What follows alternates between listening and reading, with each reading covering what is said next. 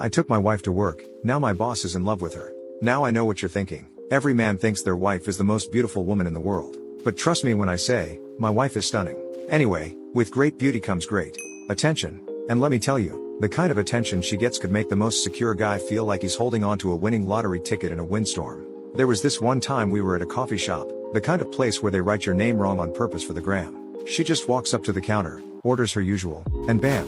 The barista is tripping over his own feet to give her the coffee on the house. "It's on me today," he said, winking like he's the first guy ever to come up with this move. I rolled my eyes so hard I saw my brain. And don't get me started on the grocery store. She's picking out avocados, right? And this guy comes up, pretending to be confused about which ones are ripe. "Could you help me?" he asks, batting his eyelashes like he's auditioning for a mascara commercial. Next thing I know, she's not only helped him pick out avocados but also got a discount from the manager for being such a delightful customer. I mean, come on. I'm lucky if I can get a self-checkout machine to acknowledge my existence. It's not just the little things, either. There was the time we went to a car dealership, just to browse. She was casually admiring a sleek sports car, the kind that's more expensive than our house, and the salesman practically tripped over his own feet to offer her a test drive. He glanced at me like I was the chauffeur who had mistakenly been allowed to sit in the front seat. By the end of the day, we walked out with a year's worth of free car washes. We didn't even buy anything.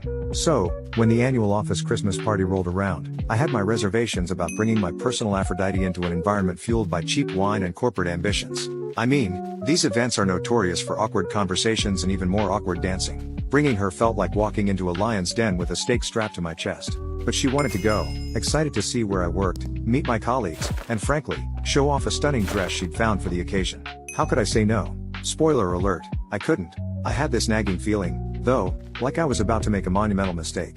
Not because I didn't trust her or my coworkers, okay, maybe I didn't trust Phil from accounting, but because I knew the kind of attention she would attract. It was like willingly jumping into a shark tank covered in chum. I tried to brush off these feelings as we got ready, her looking like a goddess among mortals, me, well, trying not to look like I just crawled out of a laundry hamper. But as we left for the party, I couldn't shake the feeling that I was about to learn a lesson the hard way. "Are you ready for this?"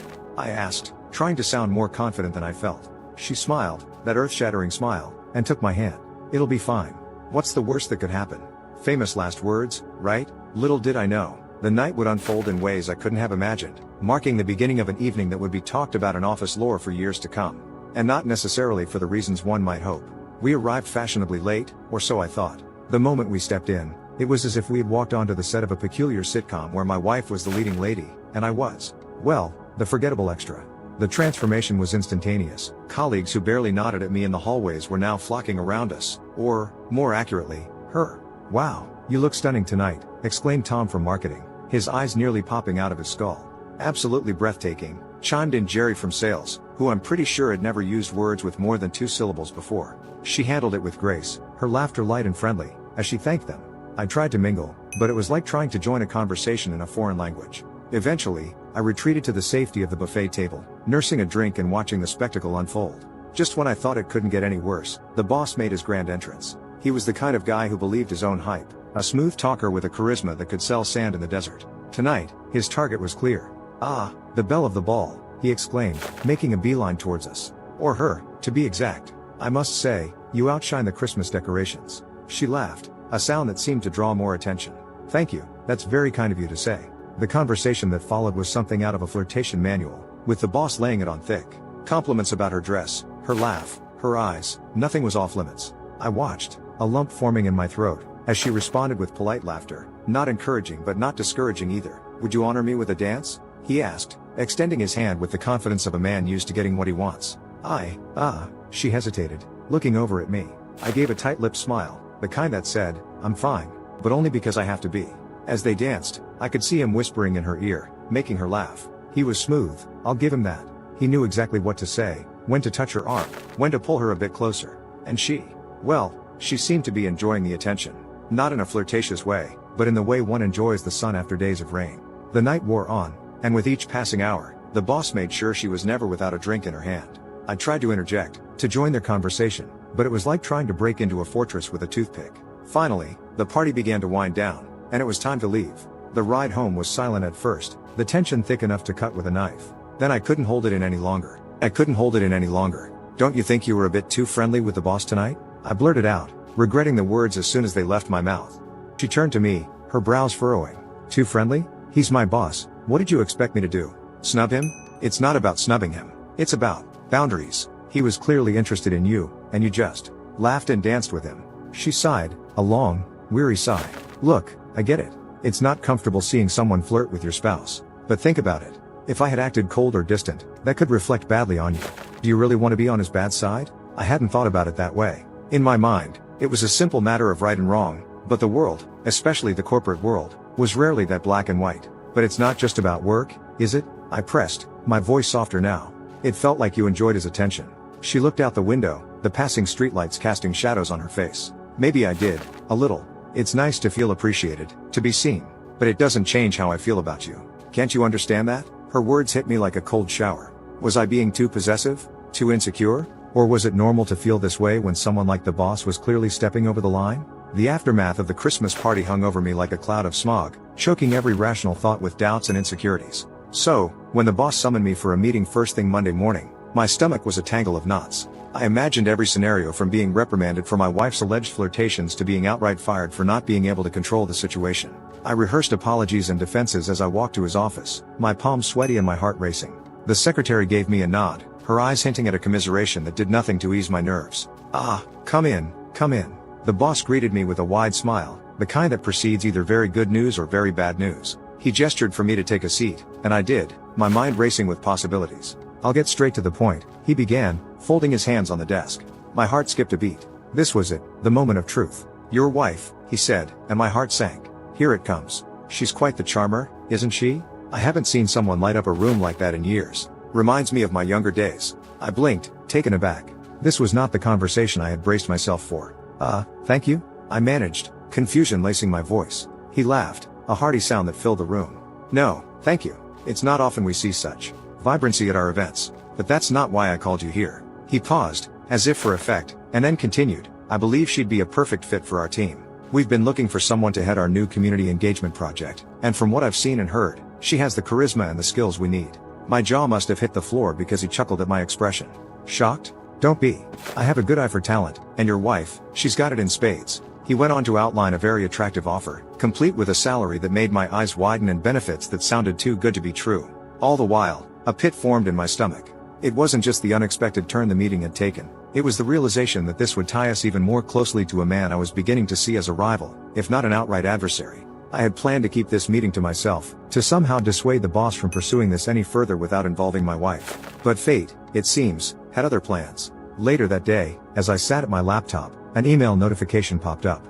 It was from the boss, addressed to me but asking about my wife's interest in the job offer. And, as luck would have it, my wife was right there, leaning over my shoulder, her eyes scanning the screen before I could click it away. "What's this?" she asked, her voice a mix of curiosity and excitement. "Nothing, just work stuff." I tried to brush it off, but she was persistent. "Work stuff that involves me?" Her eyes were alight with a mixture of surprise and intrigue. Reluctantly, I explained the meeting, the job offer, and the boss's interest in her joining the team. Her reaction was immediate and glowing. "Really? That sounds amazing. I've been looking for something like this, something meaningful." I watched her excitement grow, talking about the possibilities and what she could bring to the role. All the while, that pit in my stomach grew and hardened. This was my boss, the man who had shown a little too much interest in my wife at the party, and now he was offering her a job? It felt like we were being pulled into his orbit with no way out. But how could I deny her this chance? She was genuinely excited, and the job was a perfect fit for her skills and passion for community work. I wanted to support her, to be the encouraging partner she needed. Yet, I couldn't shake the feeling that we were playing into the boss's hands, that this was more about him than it was about her or the job. As she hugged me, thanking me for supporting her, all I could feel was the weight of the situation. How would this change our dynamic at work? At home? Would my boss see this as a way to keep us both under his thumb? The transition from being my wife to being the boss's new favorite employee was swift. At first, it was all about the excitement of a new role, the thrill of bringing fresh ideas to the table, and the satisfaction of being appreciated for her skills and charisma. But as days turned into weeks, the nature of the boss's attention began to shift, subtly at first, then unmistakably. Gifts started appearing on her desk. Flowers, gourmet chocolates, even designer accessories, each accompanied by notes that treaded the fine line between professional admiration and personal affection. "For your brilliant presentation," one would say, or "to brighten your day as you brighten ours." Flattering, yes, but with an undercurrent that made me uneasy. My wife, ever the optimist, brushed off my concerns initially. "He's just being nice," she'd argue. "It's his way of motivating the team." But as the gifts became more personal, Her defense began to wane, replaced by a discomfort she couldn't hide. The compliments, too, escalated in frequency and intimacy. "You're not like anyone else here," the boss would say, "a little too close for comfort. Your insights are as stunning as you are." My wife reciprocated politeness with professionalism, but I could see the strain it was causing her, the way she'd stiffen and change the subject, her smiles becoming more forced. I observed, helplessly, as the dynamic grew increasingly inappropriate. The breaking point came when the boss, under the guise of discussing a new project, suggested a private work vacation to a luxury resort. "Just the two of us, to brainstorm and strategize," he said, his intentions barely veiled. My wife came home that day, the story tumbling out of her in a rush of words, her usual composure cracked. "I think he's crossed a line," she admitted, finally voicing the unease that had been building for weeks. That night, we lay in bed, the air thick with tension and unspoken fears. It was clear the situation had escalated beyond what we could brush off as mere professional generosity. The boss's intentions were now blatantly clear, and my wife's discomfort was palpable. The next morning, over a breakfast of cold coffee and untouched toast, I voiced what we'd both been avoiding. "Maybe it's time to consider resigning," I said, the words tasting like ash in my mouth. Her reaction was a mix of relief and resignation. "I've been thinking the same," she confessed. "I love the work, but it's not worth this discomfort, and I don't want to cause any trouble for you at work." But the suggestion of her resignation didn't bring the relief I had expected. Instead, it sparked a heated debate. She was torn between her professional integrity and the unsettling advances of our boss. I was fueled by jealousy and concern for her well-being, struggling with the thought of her enduring his advances day after day. "I can handle it," she insisted, her voice a mixture of defiance and doubt. "I shouldn't have to give up a job I love because he can't behave appropriately."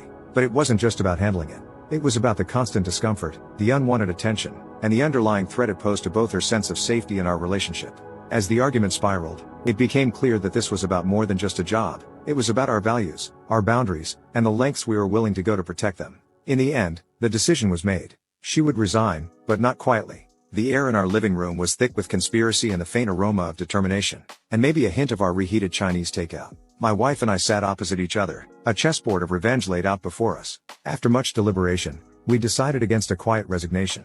Instead, we opted for a more cinematic conclusion to the sordid saga of my boss's unwelcome advances. Our plan was simple yet audacious: record his creepy comments as incontrovertible evidence of workplace misconduct. This wasn't just about leaving a job, it was about standing up to a bully in the most spectacular fashion possible.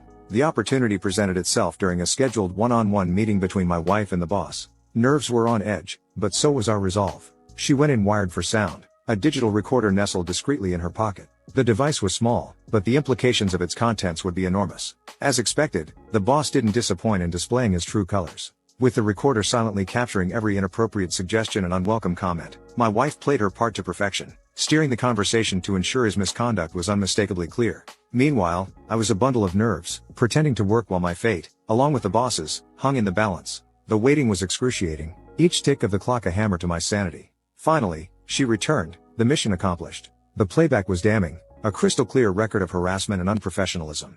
We had him, but our plan didn't stop at mere evidence gathering. We reached out to the CEO of the overall franchise, a move as bold as it was risky. This wasn't just any CEO, this was a person known for their zero-tolerance stance on workplace misconduct and their somewhat mythical status in the corporate world. With the evidence in hand, we requested a meeting, presenting our case with a mix of righteous indignation and calculated professionalism. The CEO's response was swift and decisive. An emergency meeting was called, the kind that makes seasoned executives sweat despite the air conditioning. Our boss, unaware of the storm about to break over him, was summoned. The meeting was a masterclass in corporate justice. The recordings were played, each lecherous comment and inappropriate suggestion echoing off the boardroom walls. The boss's face, a spectrum of colors from disbelief to rage to resignation, was a sight I'll carry with me for a long time.